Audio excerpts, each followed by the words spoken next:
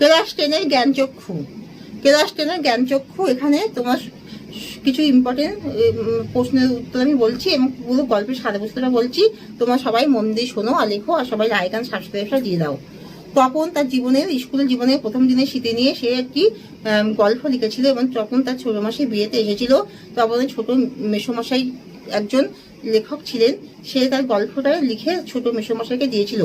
তার মাসি বলেছিল গল্পটা ভালো হয়েছে ছোট মেসোকে দেখাতে, এবং ছোট মেসোকে দেখানোর পরে ছোট মেসো বললো গল্পটা বেশ হয়েছে এবং সে গল্পটা কিছু সংশোধন করে শেষে সন্ধ্যা পত্রিকায় ছাপাবে।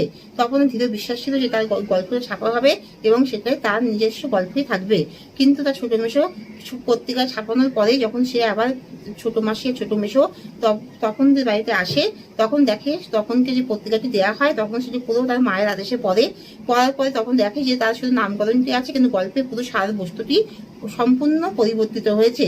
এতে তার মনের মধ্যে একটা আঘাত লাগে যে তার নিজস্ব গল্প বলে কিছুই থাকবে না, তার গল্পটি পুরো পরিবর্তিত হয়ে গেল।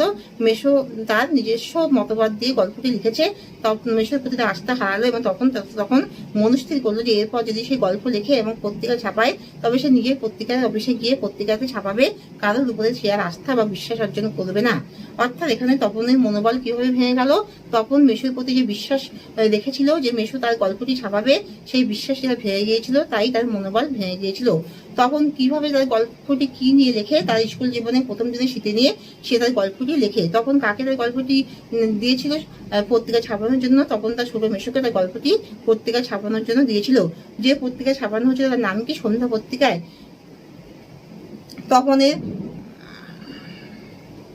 তখন কিভাবে তার বিশ্বাস হারিয়েছিল, তখন যখন দেখলো তার গল্পটি সম্পূর্ণ বদল ঘটেছে, তার গল্পের মধ্যে কোনো সারবস্তু নেই, মেসো সম্পূর্ণ সংশোধন করে দিয়েছে, তখন তার বিশ্বাসের বদল ঘটেছিল।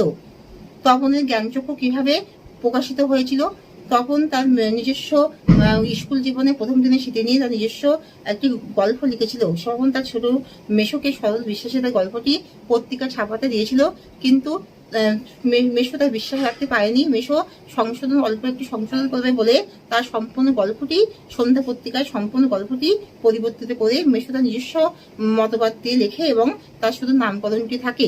তখন তপনের বিশ্বাস সম্পূর্ণ হারিয়ে যায় এবং তার মনোবল ভেঙে যায়, সেই মনে বড়ই আঘাত পায় যে এবার যখন সে আবার গল্প লিখবে তখন সে নিজেই পত্রিকায় গিয়ে ছাপাবে, মেসোর উপরে বা কারোর উপরে সে আর বিশ্বাস রাখবে না। এইভাবে তার জ্ঞানচক্ষু প্রকাশিত হয়।